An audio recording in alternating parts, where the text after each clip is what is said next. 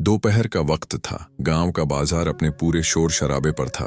सूरज सिर के ऊपर था और धूप इस तरह तपा रही थी मानो किसी ने आग बरसा दी हो। मिट्टी की सड़क पर लोगों के पैरों से धूल उड़ रही थी। कहीं सब्जी वालों की आवाजें गूंज रही थीं। टमाटर ले लो, बस 10 रुपया किलो। आलू ताजा है, अभी भी खेत से आया है। कहीं मिठाई वालों की दुकान से जलेबी और समोसे की खुशबू निकलकर लोगों के पेट में भूख जगा रही थी। कहीं बच्चों की चीख पुकार थी जो खिलौनों की घुमटी पर लटकते हुए गुब्बारों और सीटी बजाने वाले खिलौनों की जिद पकड़कर बैठे थे। गांव के लोग तरह तरह की बातें करते हुए इधर उधर घूम रहे थे। किसी को बीज खरीदना था, किसी को तेल और नमक। औरतें अपने बच्चों को खींचती और झोले में सब्जी दाल भरती जाती। इसी भीड़ में एक औरत धीरे धीरे कदम बढ़ाती चली आ रही थी। उसके कपड़े साधारण थे, एक पुरानी सूती साड़ी, कंधे पर झोला टंगा हुआ, पैरों में घिसी पिटी चप्पल। चेहरा थका हुआ था, जैसे रात भर काम करने के बाद भी चैन की नींद न मिली हो। मगर उसकी आंखों में गहरी शांति थी, जैसी तूफान के बाद ठहरे पानी में मिलती है। वह भीड़ को चीरते हुए आगे बढ़ी। बच्चे हंसते भागते उसके पैरों से टकराए, मगर उसने गुस्सा नहीं किया। कुछ देर बाद वह कपड़े की सबसे बड़ी दुकान पर पहुंची। यह दुकान थी चौधरी रामसेवक की। मोटा पेट, माथे पर चमकता पसीना और होंठों पर घमंडी मुस्कान। उसे विश्वास था कि गांव में उसकी ही दुकान सबसे बड़ी है। दुकान पर उसके दोनों बेटे भी बैठे थे। दोनों जवान लड़के, लेकिन ग्राहकों से ज्यादा मजाक और खिल्ली उड़ाने में लगे रहते। औरत धीरे से दुकान में दाखिल हुई और बोली, भैया, मेरी बेटी की शादी है, एक अच्छी सी साड़ी दिखाइए। रामसेवक का बड़ा बेटा कुर्सी पर डीला पड़ा था। उसने सुस्त हाथों से ऊपर रखी कुछ साड़ियां मेज पर पटक दी। बोला, लो बहन जी, देख लो, जितना दाम है उतना माल है। औरत झुकी और धीरे धीरे साड़ियों को देखने लगी। वह हर कपड़े पर उंगलियां फेरती, रंगों को गौर से देखती, बॉर्डर की सिलाई परखती, कभी हल्के नीले पर ठहरती, कभी गाढ़े लाल को देखती। उसने कहा, कुछ और अच्छा दिखाइए, ये हल्का है। लड़का झल्ला गया। बहन जी, ये सब बढ़िया है और नखरे मत करो, पैसे कम हैं तो सस्ती ले लो। रामसेवक ठहाका मारकर बोला, अरे गरीब लोग इतना चॉइस करते हैं क्या? जितना पैसा हो उतना लो, ज्यादा चक्कर मत दो। उसकी बात सुनकर दुकान पर बैठे कुछ और लोग हंस पड़े। कोई बोला, सही कह रहे चौधरी, देखो कैसे अकड़ दिखा रही है। दूसरा बोला, लगता है बिना पैसे आई है। औरत चुपचाप सुनती रही। उसने कोई जवाब नहीं दिया। उसकी आंखें नीचे झुकी थीं, मगर दिल धड़क रहा था। बेटी की शादी थी और वह चाहती थी कि उसे सुंदर साड़ी मिले। करीब आधे घंटे बाद उसकी नजर नीली रेशमी साड़ी पर ठहर गई। सुनहरी कढ़ाई और चौड़ा बॉर्डर। उसने मुस्कुराकर कहा, भैया, यही पैक कर दीजिए। बड़ा बेटा बेमन से उठा, साड़ी पैक की और थैली में डाल दी। औरत ने झोले से पैसे निकाले और गिन कर दिए। भीड़ में खड़े लोगों ने यह सब देखा और बोले, चलो, आखिरकार एक साड़ी तो ले ही गई। लेकिन जैसे ही औरत ने पैकेट खोला, उसकी नजर बॉर्डर पर गई। धागे जगह जगह से उधड़े हुए थे। उसने शांत स्वर में कहा, भैया, ये खराब है, इसे बदल दीजिए। रामसेवक गुस्से से बोला, अरे चलता है, दर्जी से ठीक करवा लेना। औरत ने साफ कहा, मैंने पैसे दिए हैं, मुझे सही साड़ी चाहिए, खराब नहीं। भीड़ में खुसफुसाहट होने लगी। कोई बोला, अब ये दुकानदार को सिखाएगी क्या? रामसेवक की आंखों में गुस्सा उतर आया। वह जोर से बोला, देखा लोगों, ये औरत हंगामा कर रही है, दुकानदारों का जीना हराम करती है, अब पुलिस ही सिखाएगी इसे। उसने जेब से मोबाइल निकाला और थाने फोन कर दिया। भीड़ तालियां बजाने लगी। कोई बोला, हाँ, पुलिस आ जाए तो मजा आए। औरत अब भी चुप रही। उसने बहस नहीं की। वह दुकान के दरवाजे पर रखी कुर्सी खींच कर बैठ गई। उसके चेहरे पर न डर था न गुस्सा, सिर्फ गहरा धैर्य, जैसे वह किसी का इंतजार कर रही हो। बाजार की भीड़ बढ़ती जा रही थी। लोग सब्जी फल छोड़कर अब उसी दुकान के सामने जमा हो रहे थे। कुछ बच्चे आगे खड़े थे, कोई बेंच पर चढ़कर देख रहा था। औरत चुपचाप कुर्सी पर बैठी थी, लेकिन उसकी शांति भीड़ के लिए पहेली थी। रामसेवक बार बार फोन डायल करता और जोर से बोलता ताकि सब सुने, हाँ दरोगा जी, जरा जल्दी आइए। एक औरत है, दुकान में हंगामा कर रही है। सब गवाह हैं यहाँ। भीड़ से कोई बोला। सही कहा चौधरी, पुलिस को बुलाओ, ऐसे लोगों को सबक मिलना चाहिए। दूसरा बोला, कितना ड्रामा कर रही है, अब पुलिस डंडा दिखाएगी तो समझ आ जाएगा। औरत अब भी शांत बैठी थी, सिर झुका हुआ, हाथ झोले पर टिके जैसे अपनी चीज को कसकर पकड़े हो। करीब आधा घंटा बीता। अचानक दूर से सायरन की आवाज आई। धूल उड़ाती एक पुरानी जीप बाजार में आकर रुकी। दरवाजा धड़ाम से खुला और उतरे दरोगा विक्रम यादव। गोल मटोल शरीर, तोंद निकली हुई, मूंछों को ताव देते हुए, चेहरे पर अकड़ भरा भाव। पीछे दो सिपाही हाथों में लाठी जैसे बड़े अपराधी को पकड़ने आए हों। रामसेवक दौड़कर उनके पास पहुंचा और बोला, साहब, यही औरत है, दुकान में झगड़ा कर रही है, हमें कमाने नहीं देती। भीड़ से आवाजें आईं, हाँ साहब, यही है, आधे घंटे से तमाशा कर रही है। विक्रम ने औरत को ऊपर से नीचे तक देखा। फटी पुरानी साड़ी, घिसी चप्पल, कंधे पर झोला, चेहरे पर घबराहट नहीं, बस शांति और दृढ़ता। उसने ताना मारा, कौन हो तुम? नाम क्या है? क्यों दुकान पर ड्रामा कर रही हो? औरत ने धीरे पर स्पष्ट कहा, मैंने पैसे दिए हैं, साड़ी खराब थी, बस बदलने को कहा। भीड़ खिलखिलाकर हंस पड़ी। कोई बोला, वाह, अब पुलिस को भी समझाएगी। दूसरा बोला, साड़ी के लिए इतनी जिद, लगता है मामला कुछ और है। विक्रम ने ठहाका लगाया, ओहो, अब कानून भी यही सिखाएंगी? ये बाजार है या अदालत? चलो थाने चलो। उसने इशारा किया। दोनों सिपाही आगे बढ़े और औरत की बांह पकड़ ली। एक ने उसका झोला खींचा, दूसरा उसे कुर्सी से खड़ा किया। भीड़ गरजी, वाह, सही किया, अब सबक मिलेगा। ये औरत बड़ी अकड़ वाली थी। सिपाहियों ने उसकी बांह मरोड़ी और धक्का देते हुए जीप तक ले गए। औरत ने कोई प्रतिरोध नहीं किया, वह चुपचाप जीप में बैठ गई। जाते जाते उसने भीड़ की ओर देखा। उसकी आंखों में न डर था न लाचारी, बल्कि एक दृढ़ता थी, जैसे जानती हो कि यह सब बस शुरुआत है। रामसेवक मूंछों पर ताव देकर बोला, अब समझेगी, बहुत अकड़ दिखा रही थी। भीड़ फिर हंसी और ताने मारे। जीप धूल उड़ाती बाजार से बाहर निकली। बच्चे उसके पीछे भागे। विक्रम ने रास्ते में सिगरेट सुलगाई और हंसते हुए बोला, देखा कैसी अकड़ थी, अब 2 दिन हवालात में रहेगी तो सब ठीक हो जाएगा। सिपाही भी ठहाके मारने लगे। एक बोला, साहब, ये औरत बड़ी चुप है, न चीख चिल्ला रही है न रो रही है। दूसरा बोला, हिम्मती लगती है, लेकिन हवालात देखेगी तो टूट जाएगी। औरत पीछे सीट पर चुप बैठी थी, आंखें बाहर पेड़, खेत, रास्तों की ओर, मानो मन कहीं और भटक रहा हो। थाना गांव के बाहर पुरानी इमारत में था। दीवारें पीली पड़ चुकी थीं, बरामदे में टूटी कुर्सियां, अंदर धूल और गुटखे की गंध। जीप रुकी। विक्रम अकड़ते हुए उतरा और चिल्लाया, चलो ले आओ इसे। सिपाहियों ने औरत को धक्का देकर थाने में दाखिल कराया। दरवाजे पर बैठे चौकीदार ने कौतुक से देखा और हंसते हुए बोला, अरे, ये कैसी शांति से बैठी है, औरतें तो चीखती चिल्लाती हैं। विक्रम ने आदेश दिया, डालो इसे हवालात में, ज्यादा नखरे करे तो बता देना। लोहे का दरवाजा खुला। सीलन और बदबू से भरी कोठरी, कोनों में गंदगी, एक टूटी चारपाई, फर्श पर दाग धब्बे। सिपाहियों ने उसे अंदर धकेला और दरवाजा बंद कर दिया। अब शांति से बैठ, बहुत हो गया तेरे नखरे। एक सिपाही ने ताना मारा। औरत चुपचाप जमीन पर बैठ गई, झोला पास रख लिया और आंखें बंद कर लीं, जैसे ध्यान कर रही हो। थाने के दूसरे हिस्से में दरोगा राजेश पांडे कागजों में उलझा बैठा था। अचानक उसकी नजर हवालात की तरफ गई। उसने देखा, एक औरत सलाखों के पीछे शांत बैठी है। उसके चेहरे पर डर नहीं, बस धैर्य। राजेश उठकर पास आया और गौर से देखा। चेहरे की झुर्रियां, आंखों की गहराई, होंठों की सादगी, कहीं यह चेहरा उसने पहले देखा था।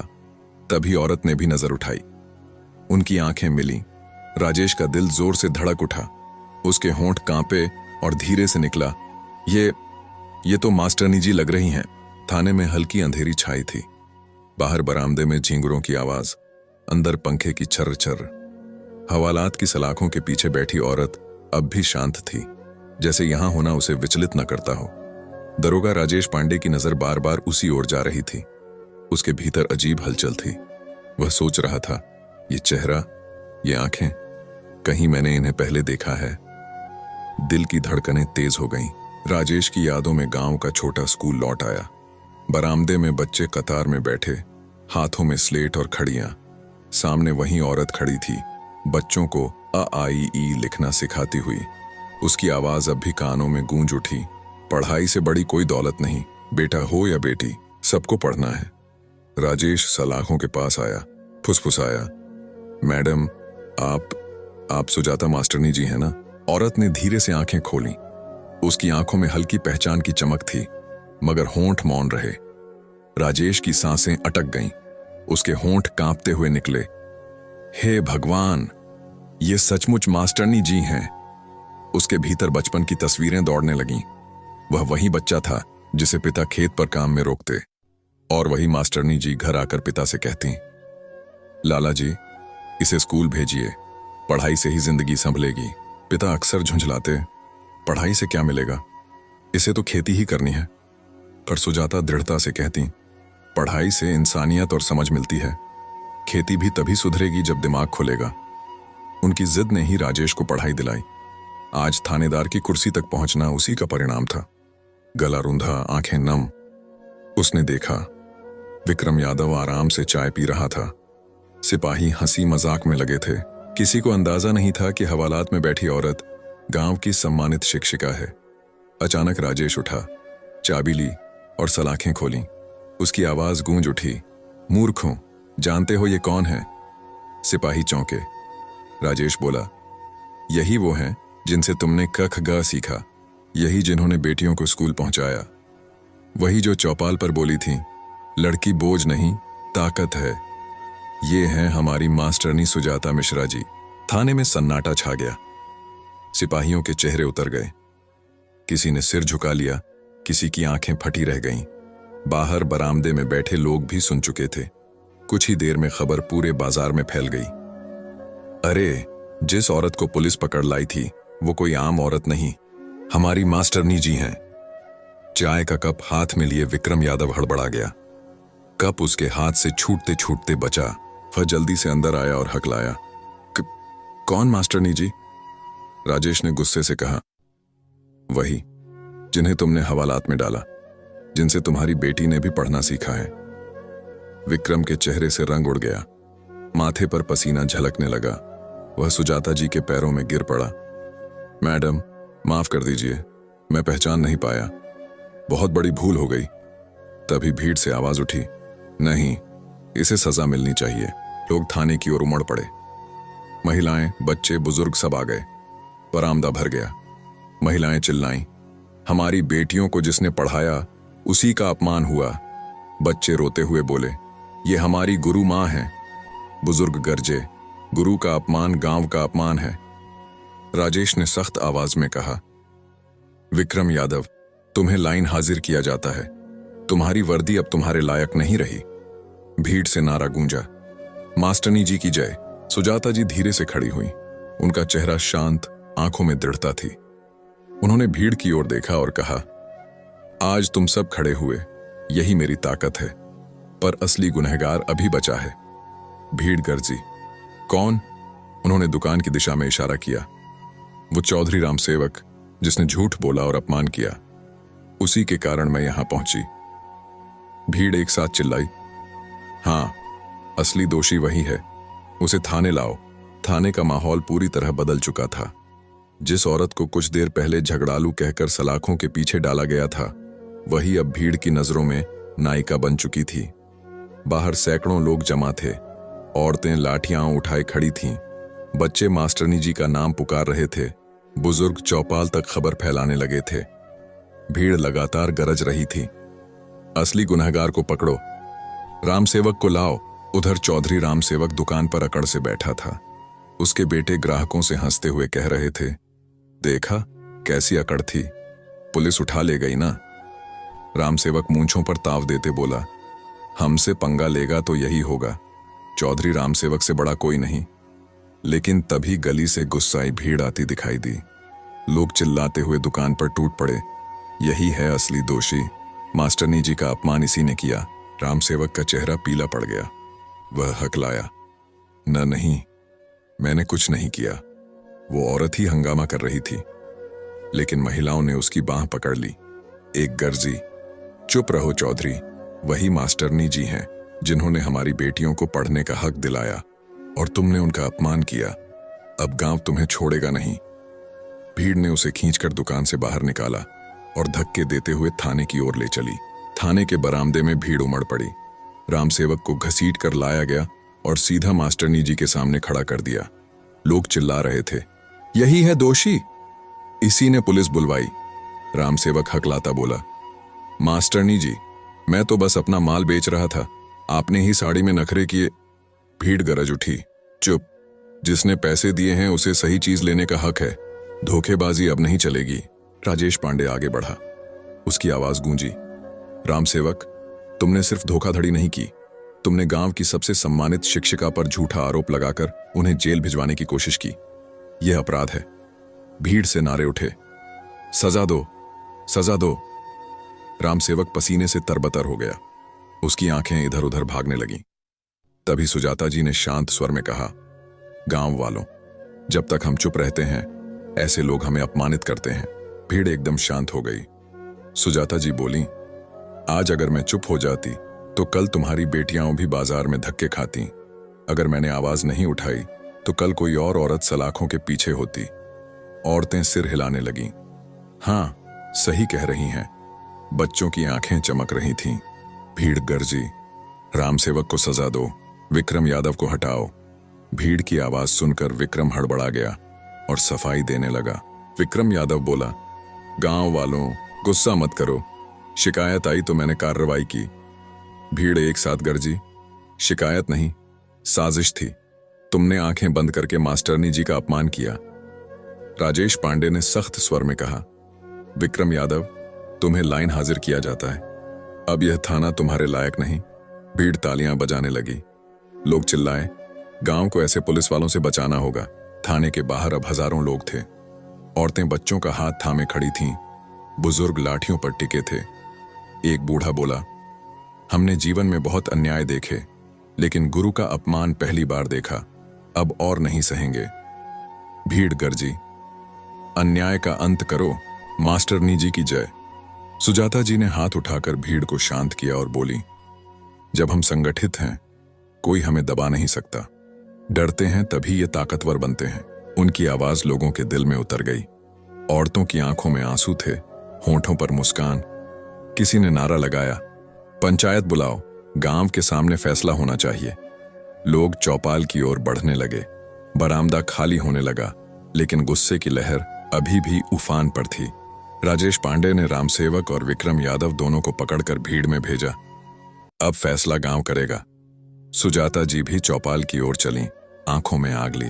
रात गहराने लगी थी। आसमान में आधा चांद चमक रहा था और चौपाल के बीच रखी लालटेनें टिमटिमा रही थीं। पूरा गांव वहां जमा हो गया था। बूढ़े, बच्चे, औरतें, हर कोई इस फैसले को सुनने के लिए बेचैन था। पंचायत की चारपाइयां बीच में बिछाई गईं। पांचों पंच सफेद धोती कुर्ते में गंभीर चेहरों के साथ बैठे थे। सामने रामसेवक और विक्रम यादव खड़े थे। दोनों के चेहरे पर घबराहट साफ झलक रही थी। सुजाता मिश्रा, मास्टरनी जी, भीड़ के बीच से होकर आगे आईं। साधारण सूती साड़ी, कंधे पर पुराना झोला, लेकिन कदमों में आत्मविश्वास की गूंज थी। भीड़ से नारे उठे, मास्टरनी जी की जय, न्याय चाहिए। सबसे बुजुर्ग पंच ने खुरदरी आवाज में कहा, गांव वालों, आज चौपाल पर बड़ा मामला आया है। मास्टरनी जी, जिनसे हमारे बच्चे पढ़े लिखे, जिनकी वजह से बेटियां स्कूल पहुंची, उनका अपमान हुआ है। अब सवाल यह है, गांव क्या इंसाफ करेगा? भीड़ गरजी, इंसाफ, इंसाफ। पंच ने कहा, मास्टरनी जी, आप ही बताइए, आपके साथ जो हुआ उसके लिए क्या सजा होनी चाहिए? सुजाता जी खड़ी हुई। उनकी आवाज में गुस्से से ज्यादा करुणा थी। गांव वालों, आज जो मेरे साथ हुआ वो सिर्फ मेरा अपमान नहीं था। अगर मैं गरीब औरत समझकर चुप बैठ जाती तो कल कोई और औरत बाजार में अपमानित होती। अगर मैं हिम्मत न दिखाती तो कल हमारी बेटियां भी किताब या साड़ी खरीदने जाएंगी और दुकानदार उन्हें ठग लेगा। आज अगर पुलिस की ज्यादती पर हम आवाज नहीं उठाएंगे तो कल हर गरीब इसी तरह हवालात में डाला जाएगा। भीड़ एकदम शांत हो गई। हर शब्द तीर की तरह सबके दिल में उतर रहा था। राम सेवक ने मुझे ठगने की कोशिश की क्योंकि उसे लगा ये औरत है, चुप रह जाएगी। विक्रम यादव ने मुझे हवालात में डाला क्योंकि उसे लगा गरीब है, कौन आवाज उठाएगा। लेकिन इन्हें भूल हो गई, मैं वही हूं जिसने तुम्हें सिखाया है कि अन्याय के सामने झुकना पाप है। भीड़ तालियों से गूंज उठी, औरतों की आंखें चमक रही थीं, बच्चों के चेहरे गर्व से भरे थे। भीड़ से आवाजें उठीं, रामसेवक को सजा दो, विक्रम यादव को गांव से निकालो। एक नौजवान बोला, जब तक ऐसे लोग रहेंगे हमारी औरतें सुरक्षित नहीं होंगी।